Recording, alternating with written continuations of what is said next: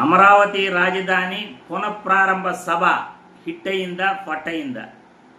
ప్రధాని రాక వల్ల ప్రజలకు ఉపయోగం ఉందా లేదా?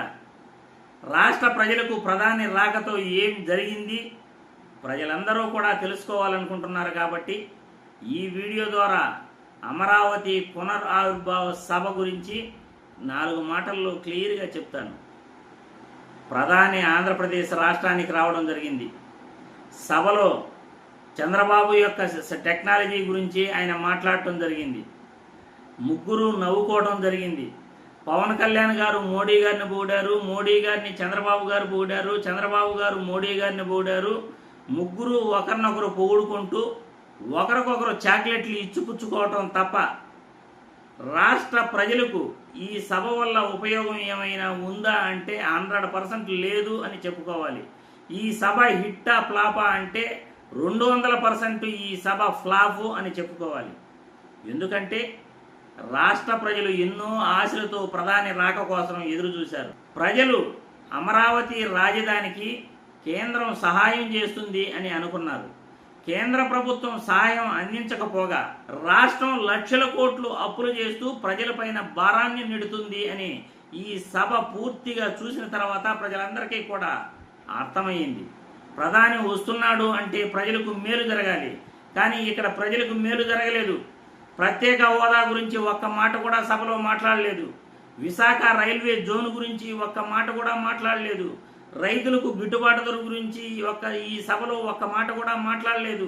రాష్ట్రంలో మెడికల్ కళాశాలలో ఆగిపోయాయి, వాటి గురించి విద్యార్థులు నీట్ యూజీ 2025 విద్యార్థుల భవిష్యత్తు గురించి ఒక్క మాట కూడా మాట్లాడలేదు.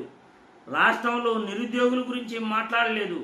ఉపాధి హామీ పనుల గురించి మాట్లాడలేదు.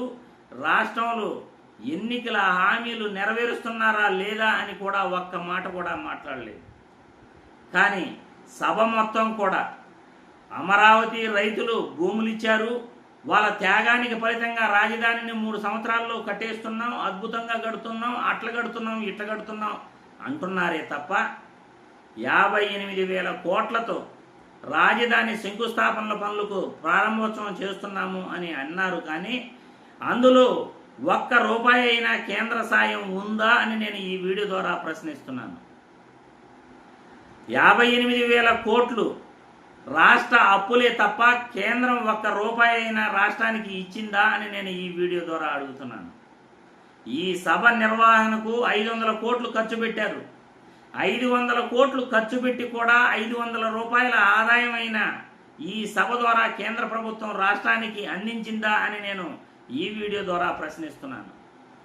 రాజధాని కడుతున్నాం అంటే కేంద్రం ఉచితంగా ఫ్రీగా సహాయం చేయాలి. ఇన్ని లక్షల కోట్లని 3 సంవత్సరాల్లో కడుతున్నామంటే ఇదిగో ఇప్పుడు ఒక 20,000 కోట్లు మంజూరు చేస్తున్నాము, లేకపోతే ఒక 30,000 కోట్లు మంజూరు చేస్తున్నాము. మీకు ఎటువంటి అప్పు కాదు ఇది.